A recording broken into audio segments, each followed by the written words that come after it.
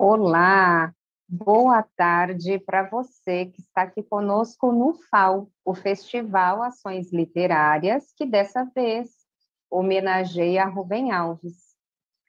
Agora, à tarde, às 16 horas e muitos minutos, tenho a honra, a alegria de trazer para um bate-papo comigo, meu querido amigo Tiago Inhandeva, da etnia Guarani Inhandeva. Tiago reside na aldeia Tereguá, é formado em Pedagogia Intercultural pela USP, Pedagogia Convencional e Especialização em Antropologia pela Unisagrado, é mestrando em Antropologia Social pelo PPGAS da USP e pesquisador do Centro de Estudos Ameríndios, também da USP. Membro do Fórum de Articulação dos Professores Indígenas do Estado de São Paulo e autor do livro Quando Eu Caçava Tatu e Outros Bichos, além de participação em 7 livros de autoria coletiva. Boa tarde, Tiago. Muito obrigada pela sua presença aqui no FAO. Boa tarde, Carol. Boa tarde a todos que estão nos acompanhando, a toda a equipe que está ajudando aí tecnicamente para que esse bate-papo aconteça, né? Nós estamos aqui fazendo essa transmissão no domingo, muita gente assistindo o jogo do Palmeiras, mas tem um bate-papo aqui super bom para a gente também acompanhar. E para mim é uma honra, é um prazer participar desse segundo Festival de Ações Literárias, FAO, né, em homenagem ao grande escritor Rubem Alves, e dizer que estou muito contente, né, de poder estar contribuindo aí com o meu conhecimento aí pela via acadêmica, enquanto indígena Guarani Inhandeva, e também agora enquanto escritor, né. Então, eu acho que dá para a gente compartilhar desse momento, né? No momento dramático no qual nós estamos passando, né? Enquanto aí cidadão brasileiro e também, né? Todo mundo está passando por esse momento e que a vacina chega, né? Para todos e dizer, né? Que nós estamos aí, né? Sendo solidário com todas as vítimas, todas as famílias e desejar força para todo mundo, né? Então hoje é um dia muito especial e agradeço novamente pelo convite e poder participar desse evento. Nós que agradecemos muito mesmo. Nossa primeira conversa aqui no FAO hoje foi a respeito do poder da palavra. A Gabriela Andrade Oliveira veio falando a respeito do quanto as palavras são poderosas. E eu acolho com a maior alegria e carinho as suas palavras de força e vacina para todos. Tiago, que elas se concretizem. Que maravilha. Já que nós estamos num festival de leitura, eu vou começar te perguntando a respeito da importância da leitura na sua vida. Como a leitura está conectada ao seu dia a dia?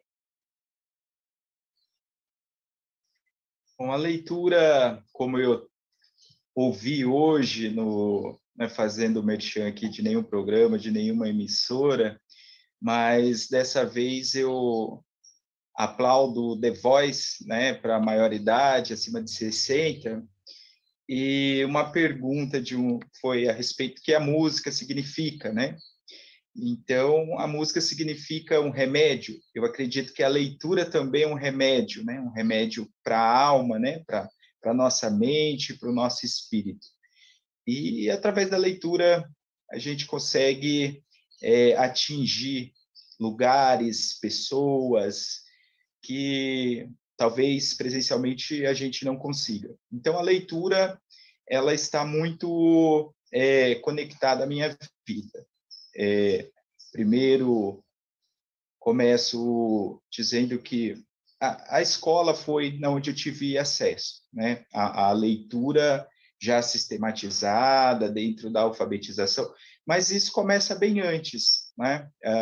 Uma pessoa da família, um amigo, sempre alguém está lendo e você está compartilhando, mesmo que não seja lendo, mas ouvindo. Então, você está participando de alguma forma da leitura, né?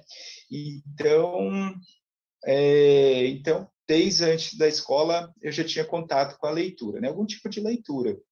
Então, alguns anos atrás não era tão rico como é hoje, né? Esse mundo, né, literário e muitas possibilidades, diversidade de leitura. Então, hoje, por necessidade dos estudos, e o que eu tenho lido mais é livros referente à minha pesquisa, né? Mas quando sobra um tempinho, eu fujo um pouco, né, da massividade, né, das teorias, para procurar alguma coisa para dar né, ali uma relaxada, né? Então, mas atualmente eu estou lendo um livro que é Política Cultural e Povos Indígenas, né? Então, tem a ver muito com a minha área de educação, etnologia, povos ameríndios. Então, é nessa pegada que eu estou no momento, né? Então, estou me dedicando exclusivamente para essa leitura. Mas já li muitas coisas, né? Aí pelo caminho, né? Ô, Tiago, depois me indique essa leitura para eu poder fazer também, para eu enriquecer as minhas aulas lá na faculdade, da disciplina de História e Cultura Indígena e Africana, tá bom? Tá bom, pode deixar. Eba. Ó, agora eu vou te perguntar a respeito da sua relação com a escrita. Como foi que na sua vida se deu esse trabalho de escritor? Desde quando você escreve? Como foi que você transformou a sua escrita subjetiva, a escrita do corriqueira, do dia a dia, nessa escrita potente? Gente, eu vi uma foto do livro do Tiago lá em Paris, e depois eu vi uma postagem do livro do Tiago lá na Áustria. Olha isso, quando eu caçava tatu e outros bichos circulando por outros continentes. Então, eu quero que você me conte um pouco a respeito disso. Aqui, ó, o livro do Tiago. Um deles, né?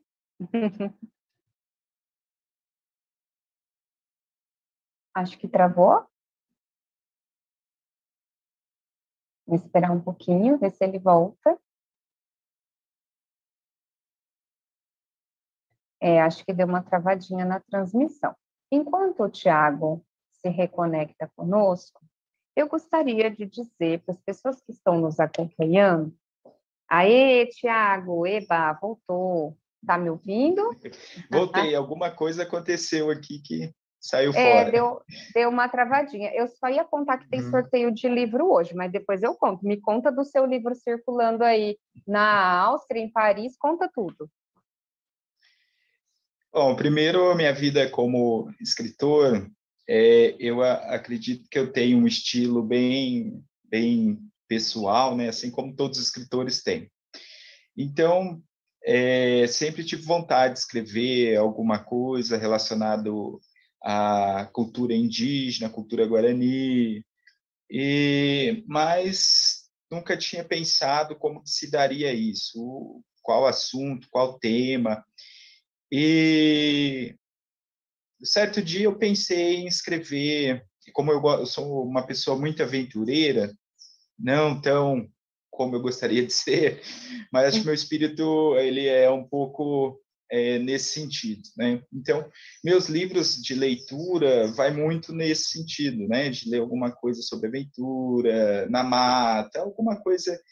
E o primeiro livro que eu li com tão entusiasmo foi A Ilha Perdida, né? Daquela coleção Vagalume, e dos dois meninos que vão para aquela ilha. Então, e foi daí, talvez, né, fugindo um pouco do mundo indígena, mas aquela história tinha muito a ver com o meu dia a dia. E então pensei em qual momento da minha vida eu pudesse estar registrando e falando da aldeia, do lugar, das pessoas. E eu pensei nessa fase, né, que é a fase onde os meninos estão se tornando já quase adultos. Então, se dá ali um contexto de muitas atividades dentro da comunidade, no qual eu vivi, que era aí aprendendo técnicas, manejo de caça, para a questão da sobrevivência e um complemento também da alimentação. Então, e hoje já mudou bastante, né? Então, por esse motivo, eu resolvi registrar essa fase no qual eu vivi, que hoje outros meninos, que a idade que eu tinha, não vão viver mais. Então, parte daí, né? Então, criar esse primeiro livro, que foi através dessas histórias que eu gostaria de escrever. Então, e aí, quando isso foi possível, se materializar esse livro, eu conheci algumas pessoas pelo caminho, não posso deixar de mencionar uma pessoa muito especial, que é a ilustradora do meu livro, a Carol Mancini também, Carol, e que fez, né, mostrou os caminhos, né, tudo que tem pelos bastidores, né, da construção de um livro, desde a pessoa que vai fazer a revisão, a pessoa que ilustra, a pessoa que faz a parte da diagramação, então todas essas, né, essas partes que tem, né, que exige. Então, a partir daí, as coisas foram acontecendo, né? Demorou um ano de gestação desse livro. Comecei ele no início de 2019 e aí consegui concluir ele em 2020, né? Bem no início da pandemia, já estava nos finalmente. Então, eu tinha uma expectativa de lançar esse livro nos eventos presenciais, principalmente aqui nos eventos culturais que ocorrem durante o ano aqui na região, e como uma forma também de incentivar novos escritores, porque tem muita gente que tem potencial para escrever, tem muita coisa boa para contar. Então, talvez era uma forma de mostrar isso para eles, né, que eles também têm esse potencial. E além de estar somando, né, com autores indígenas para compor as bibliotecas das escolas, então acabou indo por esse caminho. E aí a repercussão foi que o livro também tinha um outro objetivo, que uma parte era para distribuir entre a comunidade, as escolas, e a outra parte era para vender, para conseguir algum recurso, para investir em algum projeto, seja ele na área da cultura, educação e tal. E vendo a necessidade de algumas famílias de estar lidando com essa questão da pandemia e tudo, não tinha máscaras, né, o básico, né, para prevenção. Então, eu resolvi desenvolver uma campanha, né, uma causa por outra causa, que era a causa da literatura pela causa da vida, e enfim. Então, foi na onde que teve essa repercussão, né, de algumas mídias aqui da região publicar e dizer que eu estava. Aí acabou que espalhando, né? E as Sim, pessoas foi foram assim se que eu interessando. te conheci. Foi por meio de uma notícia de uma causa por outra causa. Exatamente. E aí eu fui pessoas, né, sensibilizando com a causa e outras, né, querendo adquirir um livro mesmo para ter um autor indígena.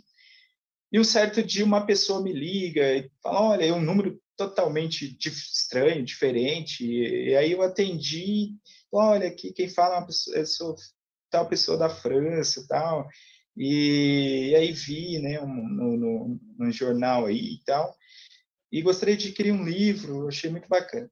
Aí foi, né, minha primeira experiência de estar enviando um livro para fora do país, ou para fora da minha região, já era assim, muita coisa, né? Para sair da minha comunidade e ir para uma cidade, tal. Olha que legal, está atingindo muita gente.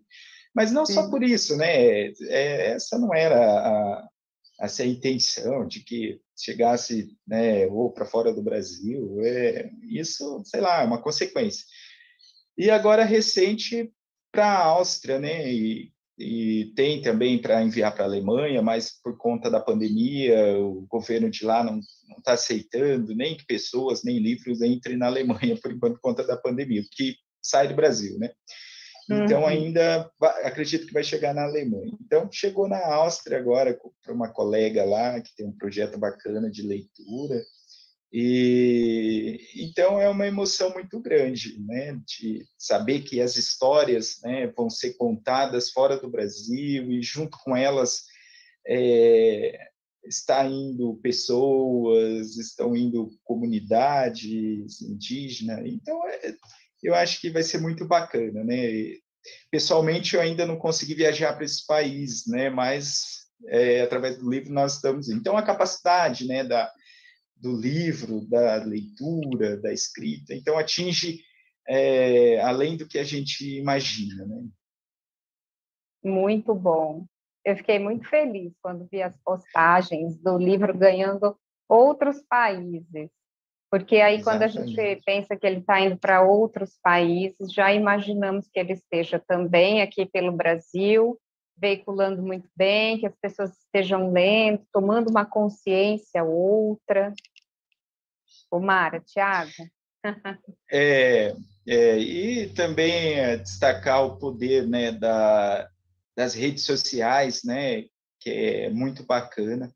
As pessoas, né, que são muito sensíveis, né, à causa e também à literatura, né. Eu acho que é isso que o livro ele consegue fazer, né, a arte, né, como um todo, né. Eu acho que acaba atingindo vários lugares. E pelo Brasil, né? Como eu disse, fora do Brasil, mas dentro do Brasil também, né? Tem vários estados, de norte a sul, então tem sido bacana. Né? Muito bom. É uma emoção muito grande. Ai, que bom, eu fico muito feliz. Nós separamos para a nossa Obrigado. conversa algumas leituras, né? Eu acho que a gente Sim, pode começar pelo texto do Quando Eu Caçava Tatu e Outros Bichos. Olha que honra, tá gente. bom. Vamos ouvir o Tiago ler para nós. Além do texto, que já é incrível, nós vamos ouvir na voz do Tiago. A história que eu pensei, eu acho que tem muita gente da cidade, né? Nos assistindo, vão assistir ainda. E nós temos aí esse contato com pessoas da cidade, hoje né, está muito próximo e nós fazemos amizade né,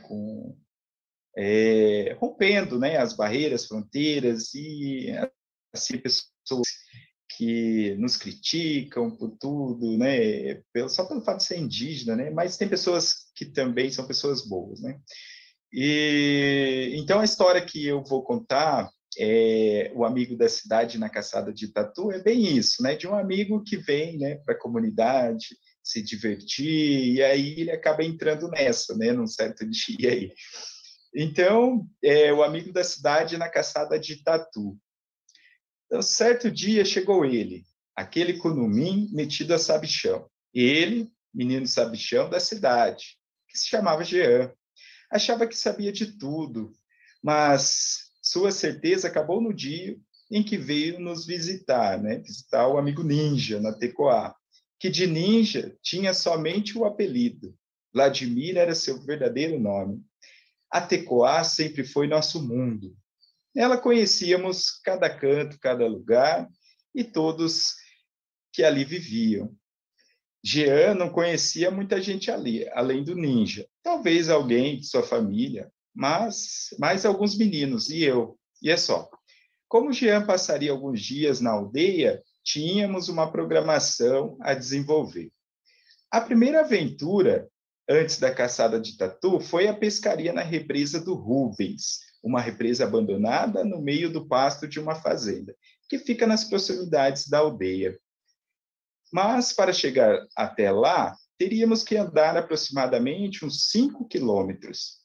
Como de costume, nos reunimos antes de sairmos para planejar o que faríamos naquela diversão. Juntamos nossas tralhas de pescador e o lanche, porque naquele dia, com certeza, voltaríamos tarde. Depois de tudo certo, nós três pegamos nossas coisas e zarpamos rumo à lagoa abandonada. O trajeto era pela linha férrea do trem, a eterna FEPASA. Naquele tempo tinha trens que transportavam passageiros e carga. Hoje nem trem de carga passa mais por lá. Cruzamos o pasto da Tecoá, até chegar na linha que seria nosso principal acesso ao destino. No meio do percurso, nos deparamos com um trem de passageiro, que vinha da cidade de Bauru, passava por Garça e seguia adiante. Como o trem obstruía nosso caminho, tivemos que subir no barranco, que ficava na margem da linha. O inesperado aconteceu. Enquanto os olhos curiosos nas janelas daqueles 20 vagões nos viam à distância, o Kunumim da cidade arreou as suas calças e virou em direção aos vagões para mostrar suas partes íntimas. Nós, os Kunumingué da aldeia, nunca faríamos aquilo que ele fizera, ainda que fosse por um instante. Com aquele ocorrido, ficamos envergonhados, mas ele, o sabe-tudo, nem se importou. Talvez fosse uma prática comum dos Kunumingué da cidade, uma brincadeira. A euforia esgotada, continuamos até chegar na lagoa.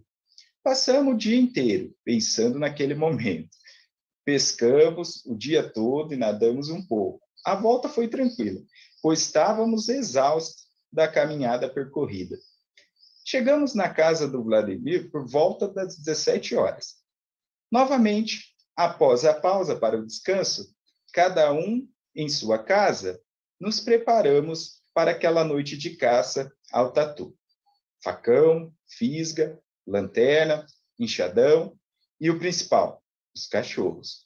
Sem eles, não teríamos êxito algum, porque dependíamos de seus faros.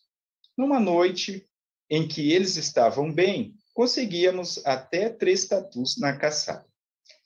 Reunidos novamente na casa do ninja, agora em maior número para aquela caçada, partimos rumo à fazenda Fortaleza, que faz limites com o Tecoá-Tereguá.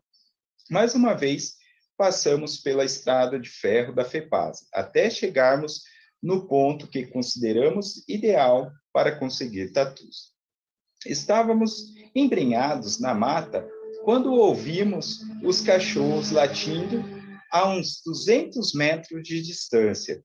Como sempre, partimos em disparada em direção àquele latido estridente que vinha do Nero.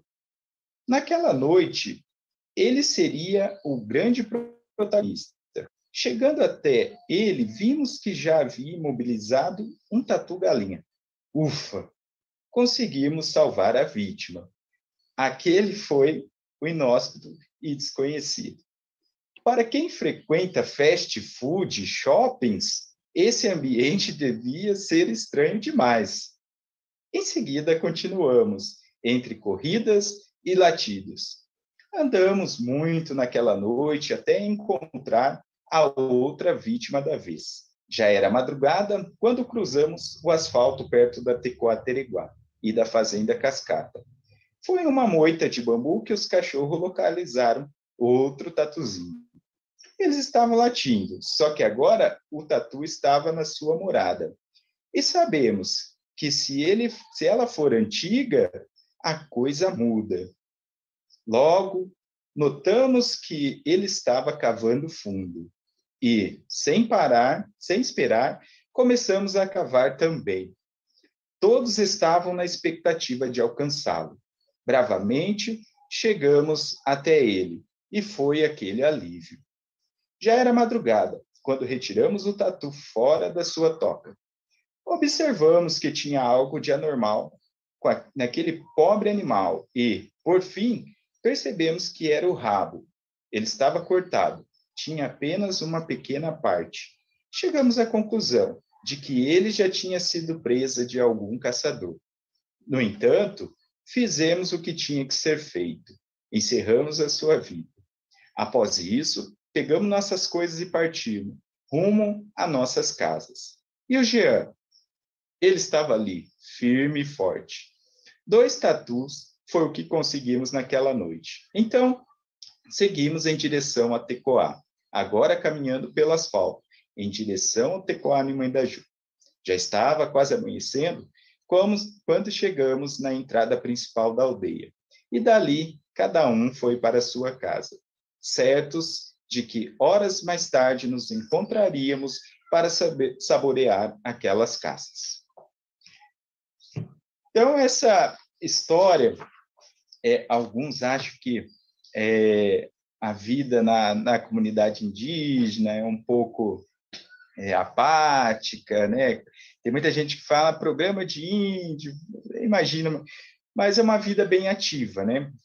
Começou aí essa história pela manhã, né, com a participação do Jean na pescaria, depois na caçada, e foi quase um dia todo, né, de aventura aí. E Eu vocês devem estar... adorei que o seu texto pontua, eu adorei que o seu texto pontua que o comportamento inadequado quem teve foi o senhor Jean, né? Ao contrário do que o senso comum andou esparramando aí durante muito tempo, né? A própria expressão, É, programa de índio, e como alguma coisa em que não haja muita movimentação ou que não dê certo. E eu gostei muito dessa pontuação no seu texto, né? Desse olhar indígena para essa pessoa da cidade que se comporta dessa maneira, e também de trazer para nós essa coisa cultural da caçada do tatu. Eu fiquei curiosa para saber como é que esses tatus foram preparados depois. Você me conta? conta, mas até curioso também para saber. Então, foi o bumbum que ele mostrou, viu? Foi o bumbum. Eu imaginei, porque essa É, prática é meio comum entre umas pessoas, viu, da cidade, até das universidades, viu? e então, para nós foi um constrangimento, né? Entre nós ali, os três, e depois as pessoas vendo, né? Talvez para eles, né? De qualquer forma, seria um constrangimento. E, mas a caçada, né?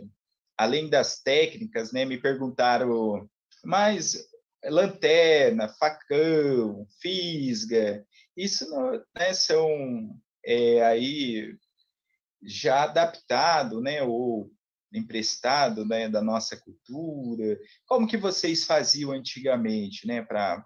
Então as técnicas, né, eram diferentes mas a essência da caçada está ali. Então, uma das instrumentos de caça que tinha, além do cachorro que sempre foi companheiro, era o mondel, que a gente fala mondel, que é uma armadilha, uma das armadilhas, né? Que essa é para tatu e tem armadilhas para animais de grande e pequeno porte, né? Então, o mondel Sim. era o instrumento de caça ali. E a caça ela é preparada como qualquer outro tipo de carne, né? A galinha, por exemplo, né? Então, o tatu faz o mesmo, né? Tem que fazer limpá-lo, né? Depois de morto. O cachorro vai e segura, né? Tem cachorros que querem comer, né? Também, né? Participar ali. Mas a gente consegue chegar a tempo, alguns só segura, a gente vai lá e faz o que tem que fazer. E depois, chegando na casa, faz né, toda a preparação ali. Cozinha, depois assa, tem gente que frita, acompanhamento, né? Então, isso depende muito, né? De cada caçador, quem vai preparar, né? Então, não tem Que legal. muita... Eu comi tatu uma vez, Thiago. Ele foi preparado por uma tia, irmã do meu pai. Ela fez como carne de panela. Por isso que eu fiquei interessada. E, sim. como será que eles prepararam esse tatu? No interior, nós que moramos no interior, perto de cidades pequenas, a vida acaba sendo semelhante em alguns aspectos, né? O homem do interior, seja indígena ou não, ele gosta muito de pescar e ele também gosta muito de caçar. Eu tenho um amigo que mora na cidade. Hoje ele pesca mais e caça mais do que nós aqui na comunidade, né? Então, assim, é uma prática muito comum, né, de quem mora no interior. E eu fiz uma live com a diretoria de ensino de educação aqui de Bauru, e aí muitas pessoas se identificando, né? Os professores, os coordenadores pedagógicos. Então, eu falo, nossa, eu morei com meu pai em fazenda, né? Meu pai caçava, pescava. Então, assim, talvez para a cidade grande, né, tem outras, né, é um pouco diferente. Mas quem é do interior, né, é comum, né, essas práticas de pesca, de caça. E na aldeia em que você mora hoje, a prática da caça? ela ainda acontece bastante, ou não muito? Diminuiu muito, né? Eu acho que tem alguns fatores, como o paladar, né? Já não é quase, né? É diferente e então, assim, isso não incentiva muito a caça, até pela questão da preservação mesmo. Então, a gente vivia numa época diferente e hoje, né, muito já mudou, né, dentro desse sistema cultural e também alimentar. Então, mas a pesca ainda é muito forte, né? A pesca continua, né? Quase todos os Guarani, eu acho que os Guarani pescam mais que os Terena, né? Os Terena pescam menos e os Guarani já pescam mais. E de vez em quando alguém caça, né? Por exemplo, essa semana eu ganhei uma carne de tatu-galinha de um cunhado que o cachorro dele, por acaso, pegou o tatu lá e aí ele teve que aí, né, preparar o tatu. Então, mais esporadicamente, né? Entendi. Muito bom. Vamos para a próxima leitura? Vamos. Então, eu separei aqui para a próxima leitura, além desse livro que eu disse, que eu li a história, que é o Quando eu Caçava Tatu e Outros Bichos, é um livro autoral, e também tem mais alguns livros que eu participo, né, como de autoria coletiva, e aí um desses livros chama Icaraiopi, que é o batizado Guarani. Então, o batizado Guarani, a gente fala Nemungaraí, que é a crisma, e é quando nascem as crianças, e aí, depois de um tempo, essas crianças precisam receber o nome Guarani. Então, é feito esse batizado. Então, acontece de janeiro até março. Então, nesse período, nas comunidades Guarani, está sendo realizado essa cerimônia, esse ritual do Nemungaraí. Então, então começa assim. O batizado Tiago, ocorre... Oi.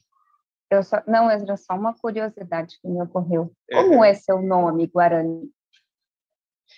Meu nome Guarani é Avá Diopuadu. Avá Diopuadu. Avá, sempre o homem ele vai receber o nome de Avá, porque Avá é homem.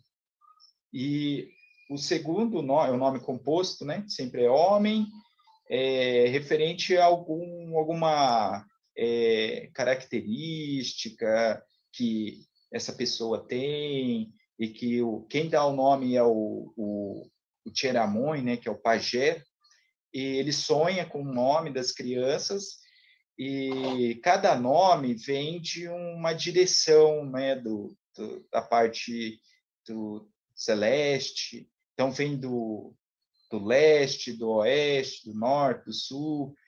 Então, aí vem com uma característica, né?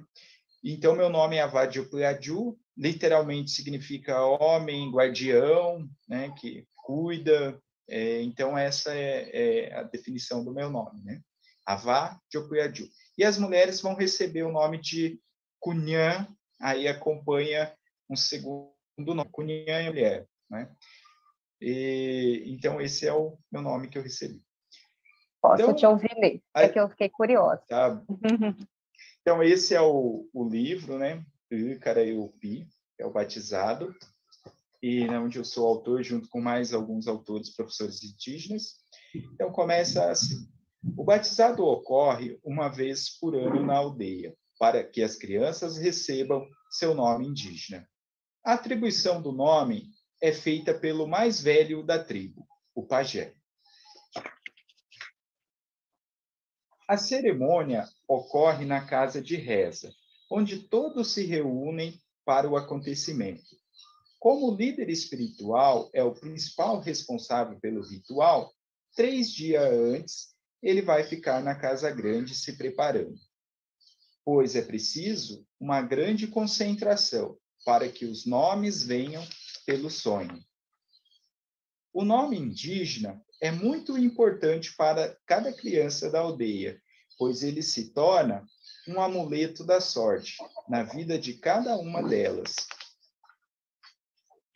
Então, é uma história bem curtinha, que requer muito... tem muito mais detalhes, eu acho que foi mesmo uma forma de registrar isso, mas tem muito mais detalhes, né, dentro da cerimônia do Karaiope, né? Então, como eu disse, cada indígena guarani, ele recebe um nome. Acredito que das outras etnias também. Pode ser que tem toda uma especificidade, né, dentro do Guarani, né, assim como vai ter no terê, na preparação e tudo mais. Então, para nós receber o nome, antes não tinha esses nomes, que é o nome bíblico, nome de algum artista, nome de algum jogador de futebol, que hoje, né, os pais acabam homenageando seus filhos, nome de cantor. Então, antigamente, o nome era um nome indígena, né? Mas por conta de tentar integrar o indígena, né, à sociedade, e também tornar ele um cidadão, aí esse cidadão precisa ter uma certidão de nascimento, constando seu nome, cristão ou não e tal. E eu recebi esse nome de Tiago, né? Que Eu é um ia nome perguntar bíblico. a história do seu nome. Quando veio o Tiago? Veio junto com o seu nome indígena ou veio depois? E por que Não, Tiago? Tiago veio primeiro. Eu recebi o nome indígena um pouco mais tarde, por conta do lugar onde nós estávamos morando. Já não era raro ter o Nemogaraí, o Caraiupi. Então, recebi primeiro o nome de Tiago, uma tia que foi muito cedo trabalhar na cidade, ela se tornou evangélica. E aí, quando eu nasci, ela foi levar alguns presentes para mim, e aí ela perguntou o nome. Minha mãe, ela tinha uma outra experiência, ela não era evangélica, ela era muito fã do Príncipe Charles, né? Eu ia chamar Charles. Aí minha tia veio, não, chama Tiago. Aí me colocou esse nome de Tiago, nome bíblico, né? E aí, tempos depois, eu recebi o nome indígena, né? Avadi Opuiadu. E é um nome, né, que, como fala na história, é um amuleto de sorte, né, que faz parte do ser indígena guarani, né? Sim, Define quem ele é, suas características. Então, eu acho que tem muito a ver, né, com a pessoa que eu sou, né? As funções que eu desenvolvo. Avadiopuiadu, como eu disse, significa guardião, protetor, né? Tem gente que fala que é a polícia, mas não quero... alguns que dão essa interpretação, mas eu não quero ser polícia, não. Tá bom, guardião, tá bom. Ficamos por tá aí. bom ser alguém que cuida, que milita em prol da causa, não é? Exatamente, Que tá bom. estabelece diálogos e que permitem que a gente consiga compreender e também nos engajarmos na luta para te ajudarmos a cuidar.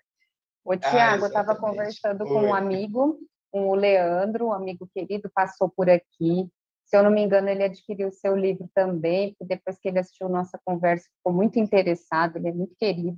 E ele estava falando das questões relacionadas aos afrodescendentes e a importância do nome, né? E a importância da formação identitária. Então, enquanto você falava do nome, do seu nome, dessa escolha, eu estava pensando nessa questão da formação identitária das crianças indígenas, né? Da importância para a preservação da cultura ancestral. Nós, lideranças, ou alguém que acaba tendo uma função de representatividade, acaba que, de certa forma, dando um destaque à etnia no qual pertence, até para sair um pouco da generalização, né, histórica, de colocar toda pessoa indígena, né, dentro de um grupo só.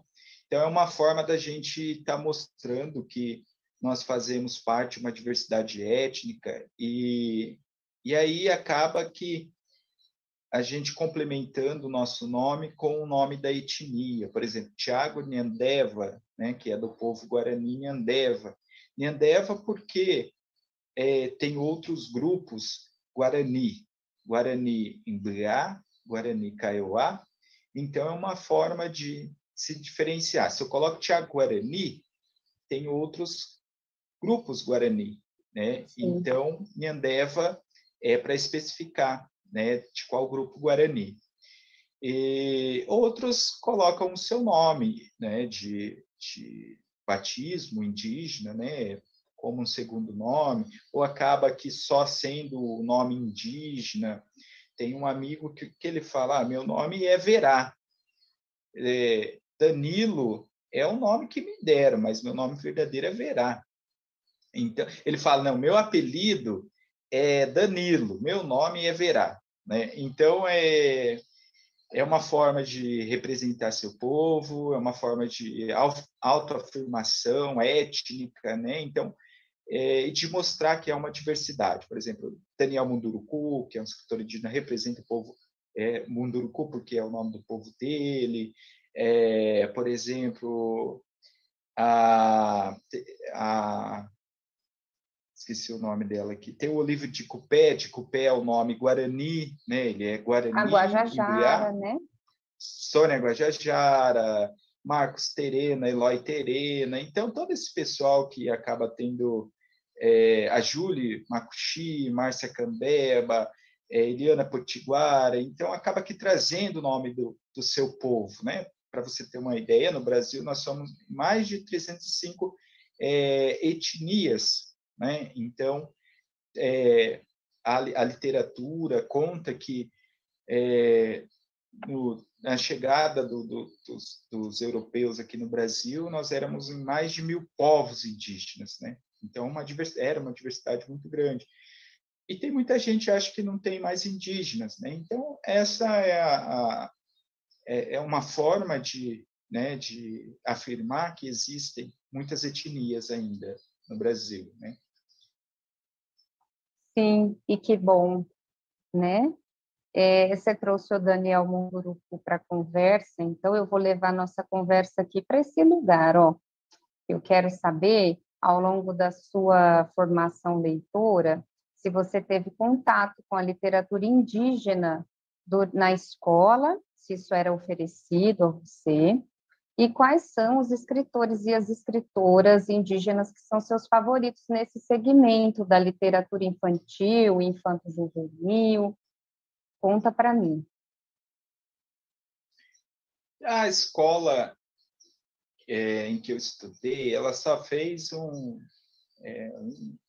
desfavor, né? Porque o que os livros traziam da história indígena eram uns livros didáticos.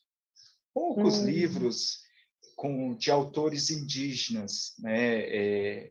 Aliás, com histórias indígenas, porque autores indígenas não tinham, né? Os precursores, que são dois irmãos Dessanas, da etnia Dessana, em 1979, que escreve o primeiro livro de autoria indígena. Aí depois vem esse grupo, no qual está o Daniel Munduruku, Olívio de Cupé na década de 80, a Eliana Potiguara, que também escreve em 70, mas ainda não é livro, ela escreve no jornal, e Graça Graúna, na década de 90. Então, eram os precursores, né? O Olívio fala que ele tinha que ir batendo de porta em porta nas editoras, ninguém queria publicar o livro dele, porque achava que o livro dele era muito crítico, muito agressivo, que ele levantava muita bandeira dos indígenas. Então, O Olívio é o pai do Cuti, não é? Do MC Kunumi? Isso, Olívio de Cupé. E hoje ele fala que é uma literatura de família, uma literatura nativa, né? Que é a literatura nativa, aquela que é escrita dentro do contexto, né? Por exemplo, o Daniel, ele é indígena, mas ele mora na cidade, por exemplo, né? E outros também. Então, o livro, como eu, escreve de dentro da comunidade, né? Por isso que fala literatura, ele defende essa bandeira. Então, na escola que eu estudei, não tinha autor indígena. Tinha histórias indígenas, ou um livro didático, que acabava falando da história descobrimento do Brasil, e blá, blá, blá, blá. Alguns romancistas, né, escrevendo o Guarani, Iracema, com José de Alencar, né, e tal, que a gente conhecia nas aulas de literatura, de língua portuguesa, esporadicamente também. Então, era o que tinha para oferecer, né, naquele momento. Então, agora, mais recentemente, que alguns autores indígenas estão chegando, mas isso chegou depois que eu já estava em sala de aula, lecionando. Então, tive contato com o Daniel Munduruku, que vinha junto com os livros que eram selecionados do Programa Nacional de Distribuição de Livros. E depois chega o Cacaverá também, é um desses que começa com Ailton Krenak também, né? O Cacaverá, Ailton Krenak, Daniel Munduruku, então, que começam na década de 80, 90 e tal. Então, esses acabavam chegando na escola. Depois o livro de Cupé também chega, alguns livros dele, e foi na onde que eu tive meu primeiro contato. Mas isso já agora nos anos 2000, né? 2005 em diante. Então é muito recente, aí 16 anos, né, que acaba chegando, né? E hoje nós contamos aí uma estimativa de acho que 60, um pouquinho de 60 autores indígenas, né? E outros que ainda estão aí, né, no anonimato, tentando publicar alguma coisa e ainda não conseguiram, né? Essa área da editorial ainda é muito restrita, né? Então, nós estamos tentando aí, de alguma forma, redemocratizar esse espaço, trazer uma literatura diferenciada, né, própria, contando, né, das histórias indígenas, cada um com a sua experiência, ou de vida, ou uma experiência coletiva, contando do surgimento do seu povo, surgimento do mundo, as histórias da cosmologia, da cosmogonia. Então, nós estamos tentando trazer isso, né? E também desmistificar, né, um pouco do que foi escrito, né, que cai muito na questão do mito, da lenda, e que para nós, assim, e quando cai, né, transforma as histórias indígenas ou lenda ou mito, então isso cai no descrédito de que aquilo é uma história para nós, é uma história real, né? É uma história verídica, são narrativas sagradas, ou narrativas cíclicas de momentos. Então, nós tentamos desmistificar isso também, né? Quebrar um pouco o estereótipo, e é o que nós estamos tentando, né? E tentando compartilhar, né, com o máximo possível de pessoas para que conheçam, né, essa literatura de autores indígenas, né? E tem muita gente também que não é indígena e escreve sobre os indígenas, que também escreve coisas boas, né? Então, também vem mudando bastante. Então, estão tomando cuidado também, né, para escrever, né? Então, eu acho que foram esses autores indígenas que me inspiraram, né, para a escrita, né, para tomar essa iniciativa, né, de escrever também. A leitura do seu livro, para mim, ela foi, primeiro, a conversa com você, a leitura do seu livro, porque eu vinha acompanhando todo o movimento, leio livros de autoria indígena, mas eu acho que essa questão você trouxe uma colocação na conversa que tivemos para o pessoal lá da faculdade, né, o curso de pedagogia, que foi a colocação de que, quando eu te perguntei assim, nossa, Tiago, o que é inadequado que eu faça? Já me avisa no começo da conversa para eu não fazer, né? E aí você fez uma colocação assim, de que o que era pior não era o que a gente, que é não indígena, não sabia. Era o que a gente pensava, né? pensava que sabia, eu pensava que soubesse em relação aos indígenas. E aí você fez a indicação do índio que mora na nossa cabeça. E desde então eu venho num movimento muito mais de desconstrução, né? Já vinha na questão Uhum. da descolonização do pensamento, mas exercitando muito mais a leitura, a escuta, a percepção. Eu acho que foi um marco na minha vida como educadora, responsável por essa disciplina, que me cabe ali no curso onde eu dou aula, mas no sentido de que eu quero muito ser assertiva, né? Então, essa possibilidade de compreender as diversas etnias, os modos de pensar que são diferentes, a pluralidade, eu queria te agradecer imensamente, porque foi uma oportunidade única. E queria até te pedir para você falar um pouquinho, para você repetir aquilo que você me falou na nossa primeira conversa, né? A respeito da obra do Spence Pimentel, que é o índio que mora na nossa cabeça.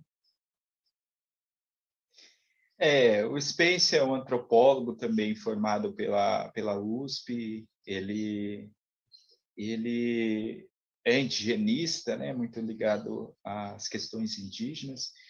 E então o livro dele é um livro que traz uma linguagem mais simples, né, para que chegue às escolas, né? O livro dele, acredito que foi pensado nesse sentido para atingir professores. Ele fala atingir professores e também alunos, e que passa, né, que possa, né, a entender, fugir desse índio, né, que foi construído ao longo dos anos, e que o índio naturalizado, né, aquele índio naturalizado como o índio que pesca, o índio que caça, o índio que anda nu, o índio que mora em oca, o índio que faz o barulho com a boca, que é trazido. A coisa, acho que mais ridícula que tem fazer o barulho com a boca, porque também isso é dos filmes norte-americanos, né, dos indígenas de lá, também uma coisa do cinema, né? Então, assim, isso foi naturalizado, generalizado, de certa forma, como para todos os indígenas, né? E não é bem dessa forma, né? Então, é desconstruir mesmo, aquele índio que nós achamos que nós sabemos, né? Quem são esses indígenas? Que, na cabeça de muita gente, é esse: o indígena que anda nu, que mora em oca e que vive pescando, caçando. Então, esse livro ele vai falar, né, dentro de uma linguagem antropológica um pouco mais acessível para todos, e para desconstrução mesmo, né? Eu acho que é importante ler esse livro, ler os autores indígenas. Tem o Ailton Krenak, para quem já tem quer atingir algo mais da parte mais subjetiva, né, do mundo indígena, né? Ele fala muito da experiência dele, principalmente Ideias para Adiar o Fim do Mundo, que é um livro bacana que reúne, né, a experiência dele em palestra e tal. E até o título, né, ele fala lá que ele estava no quintal dele lá, cuidando das coisas, e ele recebe uma ligação, e aí, de bate-pronto, ele tinha que dar um nome para a palestra dele. Lá, Ideias para Adiar o Fim do Mundo. Então, foi muito bacana. Ele fala da experiência dele de ir para Portugal, né, de ir para Portugal, de um país, né, que colonizou aqui, né, boa parte do Brasil. Então, essa resistência. Ele vai falar dos indígenas, da parte como os indígenas pensam, né, a natureza, né? Então, para quem quer talvez receber um pouco, né, dessa questão mesmo de repensar nossos conceitos, né, enquanto visão de mundo, né? E também tem um livro do Davi Copenaua, que é A Queda do Céu, também é um livro assim, é o livro do momento no meio acadêmico, né? Tem até uma disciplina especificamente para esse livro, né? Para falar do xamã, né? Que está dando uma mensagem para a sociedade como um todo, né, da questão do garimpo, da destruição da natureza, do meio ambiente. Então, ele fala, né, a queda do céu, né, que eles estão sustentando, né, os xamãs estão ainda sustentando. Então, a partir do momento que não tem mais esses xamãs sustentando com seus cantos, com as suas rezas, esse mundo cai, né, a queda do céu, né? Então, ele está dando um alerta, um recado para toda a sociedade, né? Ele fala a sociedade do consumismo, né? Então ele traz, né, essa mensagem dentro do livro dele. Então é um livro excepcional, né, que é em parceria com Albert Bruce, né, e é um antropólogo que acompanhou o Copenau durante quase toda a vida, né. Então são livros para a gente pensar, né, o mundo que nós vivemos, né. Por exemplo, tem um livro que eu participei que é A Origem do Mundo segundo os Guarani, que chama Inapurum, a origem de tudo, para nós, né, a nossa concepção de mundo, aonde que você sai dessa concepção que a gente recebe científica, né, da evolução, do evolucionismo, também que é algo que a gente deve repensar, né, essa ideia de evolucionismo, de Big Bang, né, tudo isso que a ciência traz, e também a outra visão dentro do aspecto bíblico, né, da história bíblica, que começa ali e tal. Então, para nós, a história do mundo começa ali, né, o Inapurum, quando o Nhanderu, né, no mito que a gente conta, Nhanderu veio, ele trazia a luz do mundo ao seu peito, e dali ele foi construindo, né, a sustentação da terra através do Virajuatsa, que é a base do planeta, está em cima do mundo, está em cima desse sustento. Então, hoje eu não estou com o meu colar aqui, que representa isso, né?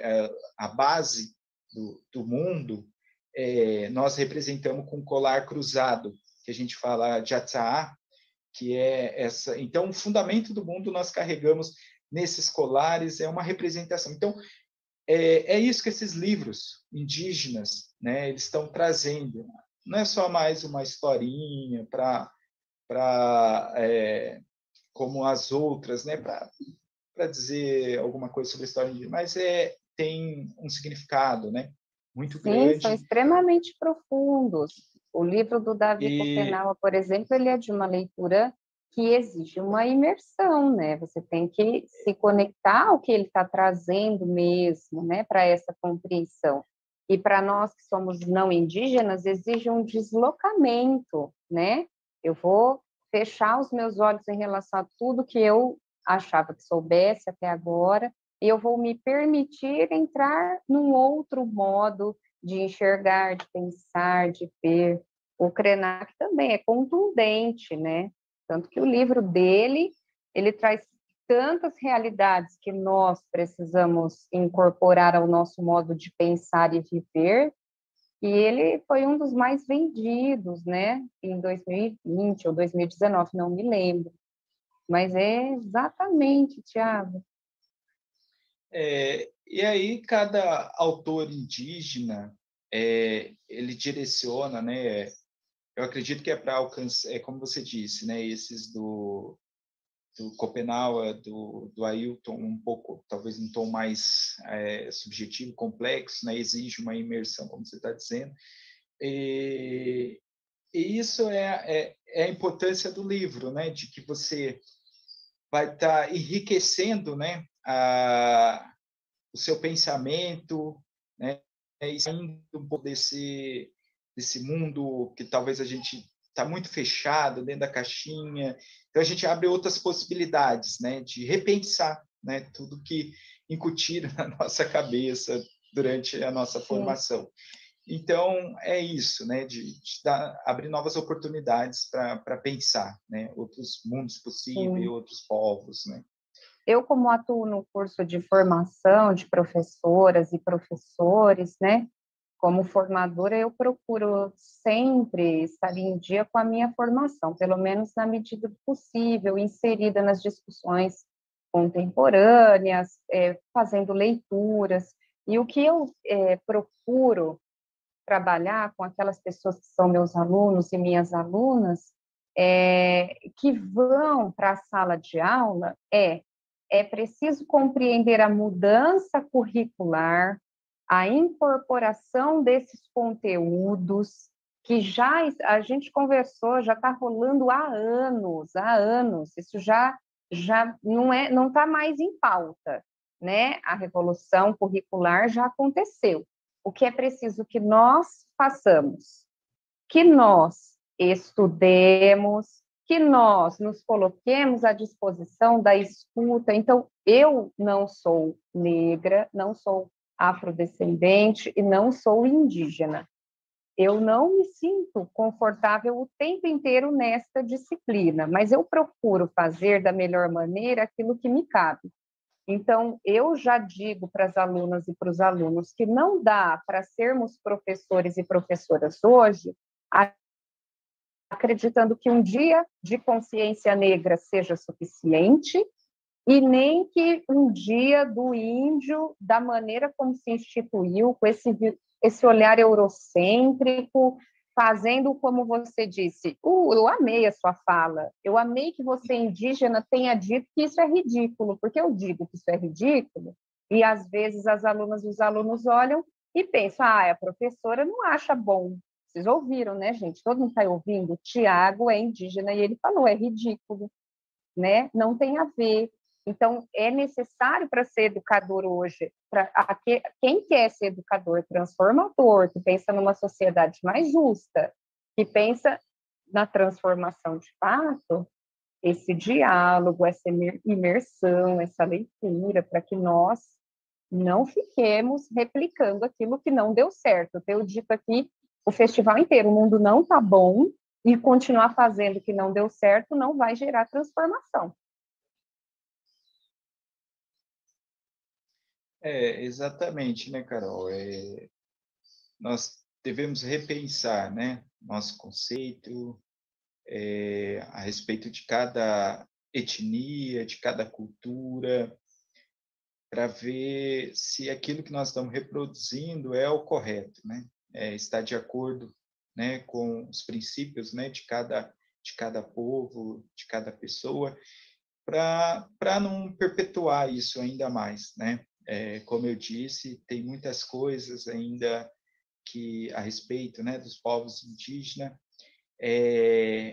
que precisa, né, ser revista. Então, acredito que esses momentos de troca de experiência, de diálogos interétnicos, né, porque nós descendemos de algum povo, nós temos nossas raízes ancestrais, né, ou seja, indígena, afro, como o Brasil é um país, né, formado por, né, muitos povos e também por descendentes de europeus, e cada um traz consigo, né, a sua história da sua família, das suas raízes, dos seus ancestrais, né? Então, e o Brasil é um país que ainda tem, né, essas etnias indígenas falando as suas línguas, né, indígenas, mais de 200 línguas indígenas, e que tem realidades diferentes, né, do que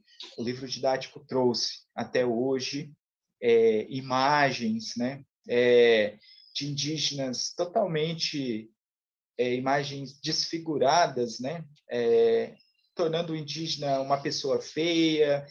Quando a gente pega aqueles quadros, né, dos mais famosos, quando eles vão falar dos tapuia, quando eles vão falar dos tupinambá, aquelas imagens dos aventureiros lá que escreveram sobre os tupinambá, o Hanstaden, né, que escreve sobre os tupinambá, sobre o canibalismo. Então, tudo isso, né, foi um desfavor, né, talvez, desses autores em reproduzir, né, essas imagens. Então, são povos com identidade específicas, identidade únicas, com culturas diferentes, línguas diferentes, das mais variadas, né, troncos linguísticos, e com distribuídos, né, de norte a sul, em cada região. Então, isso é muito rico, é muito diverso e é complexo ao mesmo tempo, né? Então, eu acredito que lendo que a gente vai aprender, né? De forma que e contato também com essas pessoas, né? Quando possível, contato com uma comunidade indígena e de saber que os indígenas estão ali todo dia, né? Não só no dia 19, eles estão ali, né? Então, nós temos o Dia da Consciência Indígena também, que são datas, porque senão vai passar despercebido também, né? Nunca nós fomos prioridade em nenhuma pauta, e agora, né, nesses últimos anos, piorou ainda. Então, a gente tem que aproveitar essas datas institucionalizadas também para dar um retorno, né? Começando por nós também, né? Pegar o dia 19 e aproveitar esse dia e falar que todo dia é dia de índio, né? E então é uma forma de desconstrução, de formação, né? Para todos nós, que é a nossa obrigação enquanto educador, enquanto acadêmico, é ir ao encontro das verdadeiras histórias, né? Eu vou fazer um gancho aqui, Tiago, que eu tinha colocado no roteirinho uma pergunta em relação à educação, já que você também é da educação. E aí eu dividi aqui, ó, educação de crianças indígenas e educação de crianças não indígenas. Então, vamos pensar no contexto atual. Eu gostaria que você contasse a respeito de como a escola indígena investe nos processos de letramento hoje. Você me contou que autores indígenas, no seu tempo escolar, eles nem tinham essa possibilidade das publicações, né, dos livros, e isso chegou até você mais tarde. Eu queria perguntar de hoje, a que leituras a criança indígena tem acesso? E em relação às crianças não indígenas, eu queria muito ouvir, quero, as suas sugestões a respeito da abordagem da cultura indígena em sala de aula.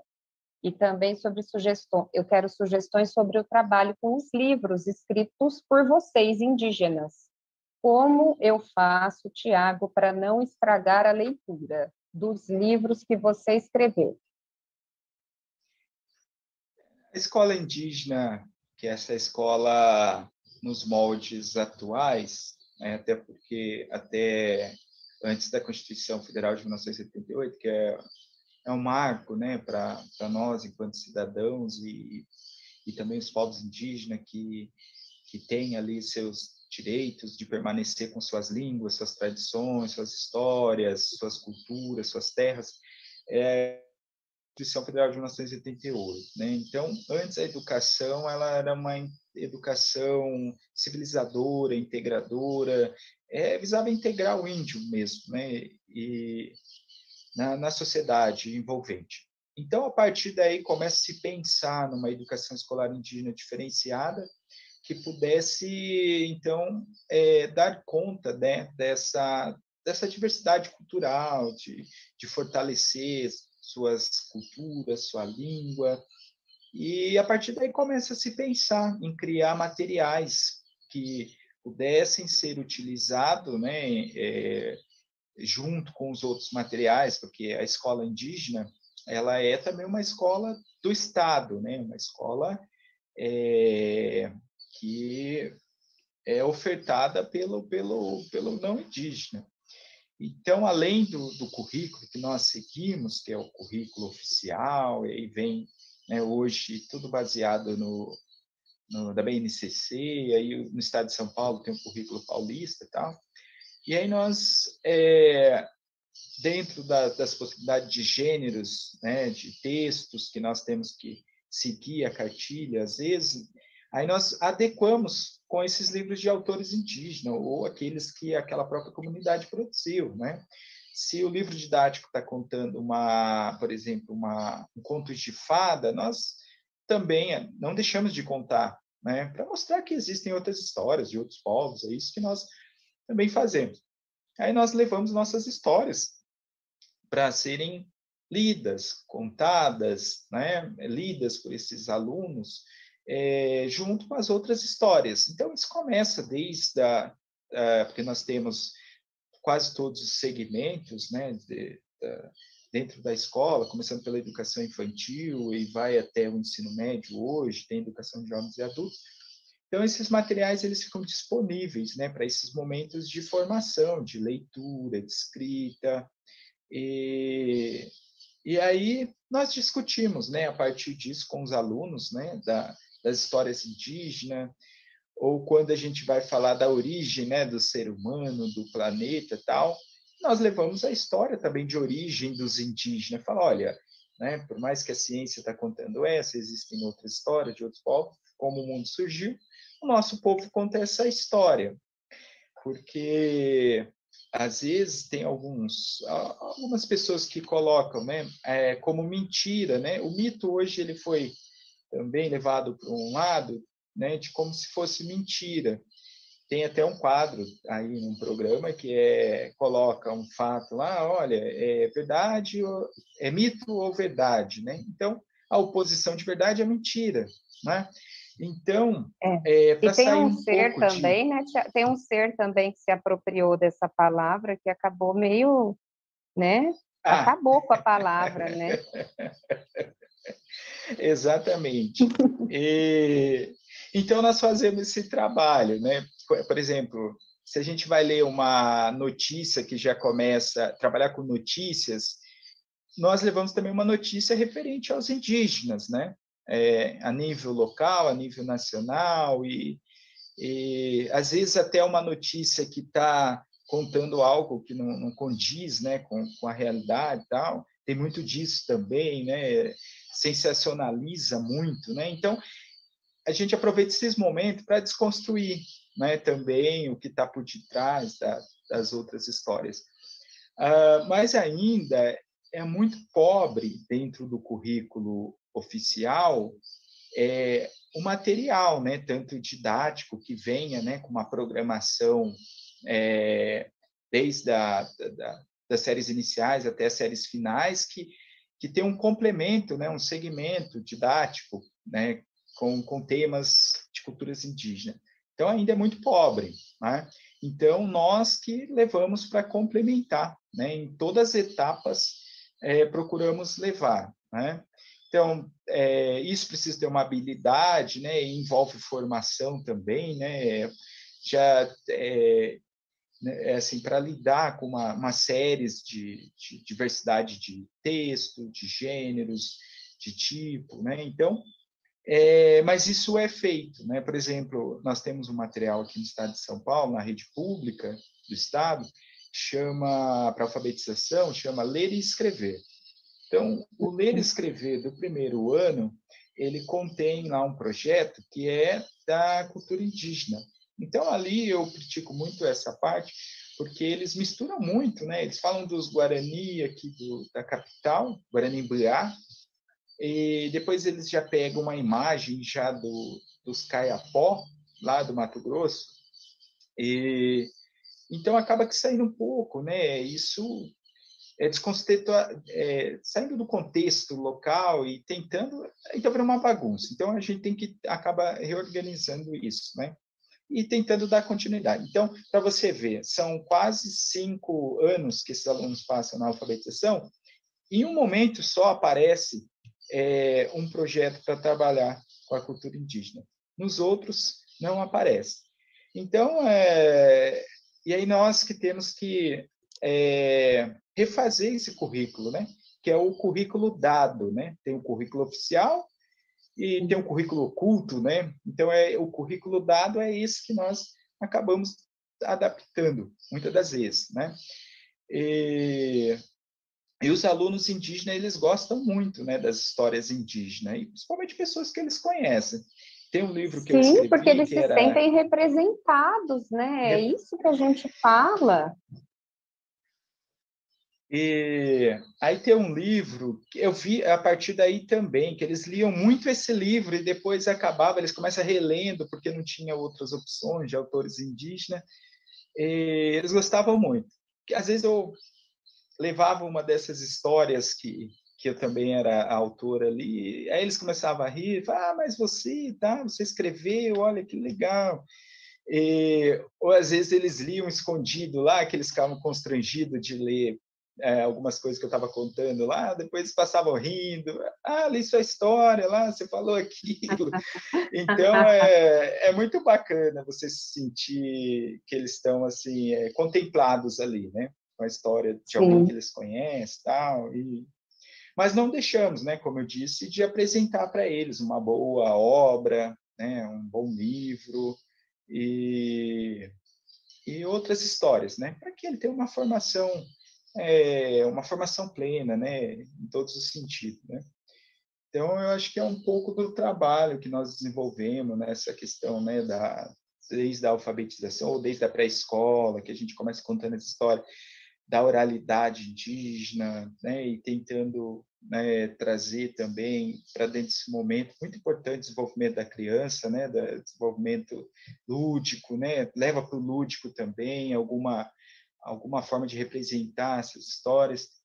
E é que para nós, né, indígena, é difícil você representar uma história, porque tudo que nós fazemos, ela é contada em um determinado momento, que é um momento sagrado, né? Então, a partir do momento que você conta uma história indígena, é uma representação do sagrado, né? Então, mas nós tentamos, né, de alguma forma, também tá enriquecendo, né, esse currículo do aluno, né, com todas essas possibilidades de leitura e de escrita. Maravilha. Que trabalho. Que trabalho. É nadar contra a correnteza, porque eu fiquei aqui pensando. Exatamente. Fiquei pensando que o material indígena que tem faz uma mistura de etnias, quer dizer. Então, a gente tenta mostrar, porque também, para nós indígenas, é até engraçado que o Brasil é um país continental, né?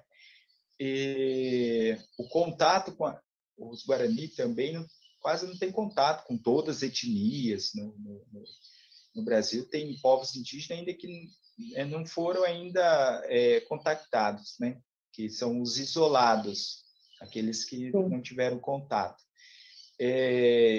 Então, para nós, está trazendo uma história, o Guarani, trazendo uma história do povo Caigangue, Krenak, Pataxó, Yanomami, Wapixana. Então, assim, é uma forma dos nossos alunos Guarani também conhecer, né, a cultura de outros povos indígenas, né? Então, acaba que também enriquecendo, né, esse repertório cultural de conhecimento, né?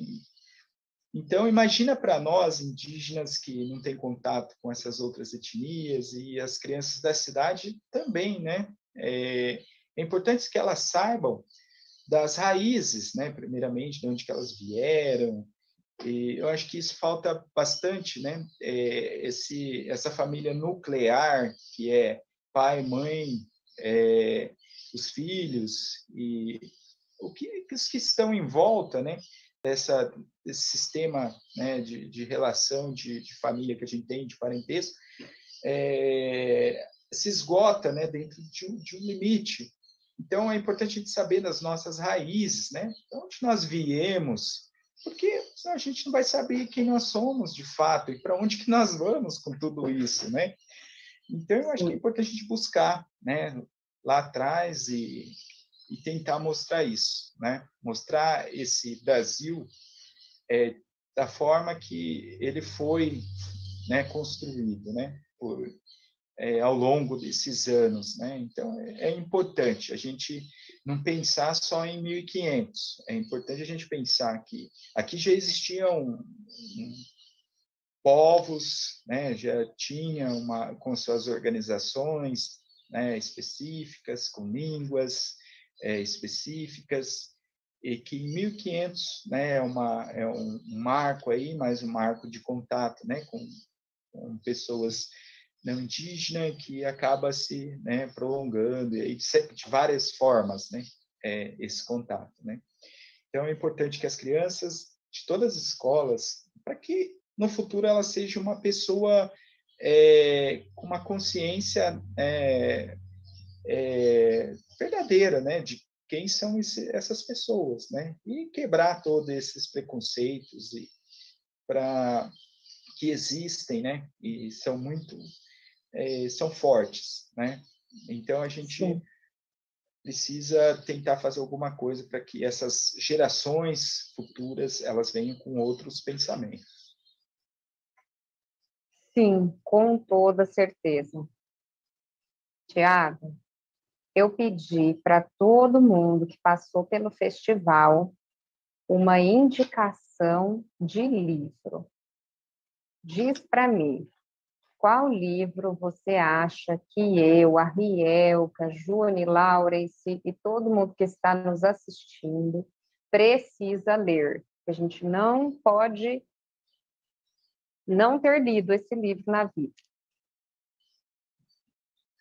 Bom, eu acho que eu reforço esses, né, últimos que eu disse para nós, principalmente nós que acadêmicos, professores, estudantes. Eu acho que não pode deixar de ler Ailton Krenak, né? Não pode deixar de ler aí do Davi Copenau. Eu acho que eles têm muito a contribuir para um novo pensamento, né? Um pensamento de mundos possíveis, né? Para a gente romper, né? Com tudo que foi construído em nós, né? Enquanto formação do ser humano, essa consciência ambiental que a gente precisa ter, eu acho que isso é importante.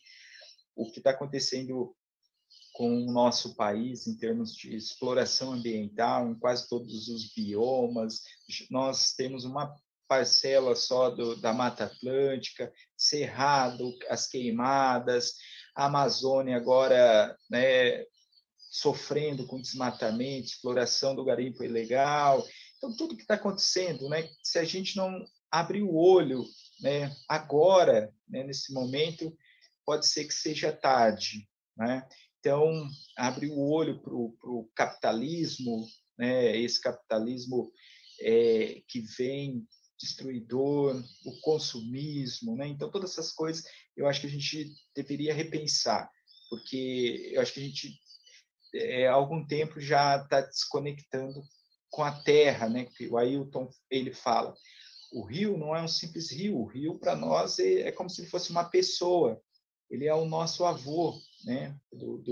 Dos Krenak. Então, para nós também, né? Então a natureza ela é o que nos fornece a vida, né? Nos fornece o alimento, nos fornece a moradia, nos fornece tudo que a gente tem na nossa casa vem da natureza. Não tem nada que não venha da natureza, né? O homem, a gente, né, está em contato com isso diariamente, né? Então, de que forma a gente, né, repensar esse capitalismo predatório, né? Então, esses autores, eu acho que abrem um leque de possibilidades para isso, né? E aí seguem, né, os outros que eu não poderia deixar de indicar, o tal de Thiago Niandeva, que está por aí aparecendo, né? Aqui, ó, vou reforçar a Exatamente. indicação, hein?